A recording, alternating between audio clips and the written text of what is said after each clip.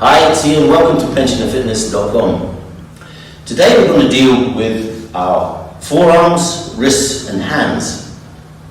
Now, it's important that we are able to have a good, strong grip. And grip comes from these muscles here, from the elbow down. And, you know, many people who are over 65 have falls every year. And a lot of them have those falls on stairs. So when you're on a set of stairs and you've got a good grip on the handrail, if your feet slip because there's dirt or rubbish or something or liquid spilt there, when your feet go, your hand will support you and you won't fall down the stairs and get hurt. It's becoming, or it's being called, a fall epidemic for people our age falling, especially once you pass the age of 65. Every year, many people have serious falls. Thousands have serious falls. And quite a few die from those falls, you know, from broken hips, from skull fractures. You know, once you reach that sort of age in life, if you have a serious injury like that, your body doesn't always have the resources to be able to get itself back to normal and healthy again, and you succumb to it. So it's important that you've got a good, strong grip to work on. It's not easy to get up-to-date figures, but in 2020, 36,000 Americans over 65 years of age died from falls. That's reflected in all the other countries like Europe and the United Kingdom and other countries further afield. It's a serious thing. And so you've got to take it seriously that you need to be strong here so that you've got that. And another reason you need to have a good grip. If you have a fall, if you pass the age of sort of 65 and you have a fall, the medical profession is going to start looking at you and they're wondering if you're strong enough to be able to live independently. Social services, if they have to come and visit you because you've had a fall, they'll be the same. So when you go to your doctors, don't think he's being polite when he shakes your hand. What he's doing is he's assessing your strength, because your hand grip strength is an indicator of your total body strength. Now, throughout your life, many of you have shook hands with people all over the place. And sometimes when you shake hands with someone, there's just virtually nothing there. It's just limp. And, you know, and it's, it doesn't feel right. You've got to make sure you have a good, solid handshake, even if you have a fall. Anybody can fall. But once you're over our sort of age, what happens is they start to assess whether you're capable of living independently. So you need to work on getting a good, strong grip. Okay, so let's look at the first exercise today. And the first exercise today is going to be using your hands. Now, all you need for this is a tennis ball. Now, a tennis ball, as you're probably well aware, is hollow on the inside, and so it's not difficult to squeeze it. I prefer this, which is a solid ball, which is much harder to squeeze, but that's my personal like. I really like that one. I don't like the softer one, but obviously you'll pick the one that suits you. So you've got this. Now, for some people, like maybe some of the ladies, that might be a bit big for their hand. This does exactly the same job. This is a squash ball, and you can squeeze with this exactly the same way. And it does just as good a job. Okay, so what we want to do here is you want to take the ball in your hand, and using your fingers and thumb, you're going to squeeze. Hold it and release. Squeeze. Hold it and release. That's 2. Squeeze, hold it and release. Squeeze, hold it and release. That's 4. Squeeze, hold it and release. And that's 5. Now, you can do 5 on the other hand and then go back to this one and do another 5 and then go back to this one and do another 5. It's up to you. But the thing that you can understand about this is when you've got this ball, you can do this whenever you want, any time of the day. You can be sitting on the bus going somewhere, you can be in the family car going somewhere for a trip or whatever, and you can have this in your hand, or the smaller one, the squash ball, or whatever you're doing, you know, you're just relaxing in front of the television, watching the news or something, and you can be squeezing away with this. all the time. So there's no real set number for this. Just do it, and do it often. And it will build these muscles up. And if you don't believe me, put one hand on here and then squeeze, and you'll feel those muscles moving as you squeeze. So, that's the ball. If you haven't got one, they don't cost very much money, they're very cheap, and if you've got grandchildren, you can probably take one off them.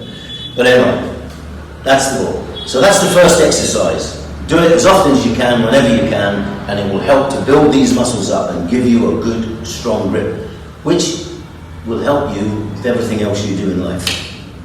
Okay, so the second exercise we're going to do is we're going to use a weight. Now, I'm going to use these because I've got them, but not everybody has those. So if you haven't got that, you can get something like a bottle. And this is a half-litre bottle. Now, if you fill it with water, it weighs 0.5 kilogram. But if you fill it with sand, it weighs 1 kilogram. Now, that's okay, you know, I mean, for running or something, that would be good. For these exercises, it's a little on the light side. However, if you feel you need to start with this sort of weight, then that's fine. But what you can do is you can go a little bit bigger. Now this bottle's a little bit bigger. I like to put a little cord around it so that I can put my hand through so it can't be dropped. And the important thing to remember for safety is use plastic bottles. If you drop them, there's not a problem. If you drop glass bottles, you then have the danger of having bits of glass everywhere which can do some damage. So again, you can do these exercises with this bottle. If you have nothing else, make them yourself and you can work away. And these will do the job. This weighs 3 kilograms, it's a 1.5 litre bottle. Fill it with water, it's 1.5 kilograms, but when you fill it with sand, it weighs 3. So that's 3 kilograms, and you can work with this.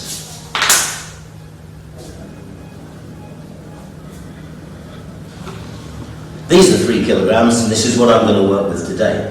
So the first exercise is you're going to lay your forearms along your thighs like this, so that your wrist is just at the end of your knee, and these can hang. And with your palms facing upward, here's the exercise. But you've got to make sure you keep this part of your arm down on the leg. You can also use a table if you want. You can kneel behind a small table and you can lay your arms on it and do the same thing if you find that's more comfortable. I prefer to do it this way. And basically what happens here is you're going to raise this up as high as you can without moving this part of your arm. So, 1, 2, 3, 4, 5, 6, 7, 8, 9, 10. That's one set. Once you've done that, you're simply going to change over to do the second exercise, which is the same position, only this time your palms are facing down. And then you're going to go ahead and use your wrists to lift the weight. 1, 2, 3, 4, 5, 6, 7, 8, 9, 10. That's one set. So that's the first 2 exercises you've done, and they will work well for you. If you put your weight in one hand and you hold your hand here and start that, you will feel all those muscles moving inside your arm. And then if you do it the other way, you can feel again. And that lets you know that you're actually moving those muscles and they're working well. So 2 exercises done, or 2 of these exercises, 3 in all. And here is the next exercise, which when you're here, this is a neutral position, so that you're there with your palms facing each other. And again, your forearms are going to rest along your thighs, and you're going to lower your wrists down, and you're going to raise 1, 2, 3, 4, 5, 6, 7, 8, 9, 10. And that's the fourth of today's exercises done. The last exercise is done very similarly, but the weight and your wrists are going to move in a slightly different direction. So, again, you're in this position, but what's going to happen here is you're going to rotate your wrists. You rotate your wrists, 2, 3, 4, 5, 6, 7, 8, 9, 10. Now, each of those exercises, when you're doing them with a weight, you're 1, 2, as you go on and you get better, what to do is bring it up and hold it in position and then lower it down. Bring it up, hold it for 2 or 3 seconds and bring it down. So that you're putting the muscle under tension a little bit longer. Again, this way, hold it. This way, hold it. This way, as you progress. So that's 5 exercises for today. Put these down. I can't emphasize enough how important it is for you to have strong forearms so that you have strong grip and you can support yourself in anything you do. Every day we use our arms, whatever we're doing. Right? But those, if they've got a strong grip, can stop you from falling. And alternatively, when you're talking about doctors and social services and people like that, if you've got a strong hand grip, that can stop you being put in the home perhaps. So think about that. Okay, thank you very much. That's the end of today's exercises. I want you to do them Monday, Wednesday, Friday for 2 weeks. This type of exercise you can do more of if you feel strong and you want to do that. But as far as I'm concerned, I'm saying do it Monday, Wednesday, Friday for the 2 weeks. And then we'll move on to something else after that. Thank you very much. See you back at pensionerfitness.com.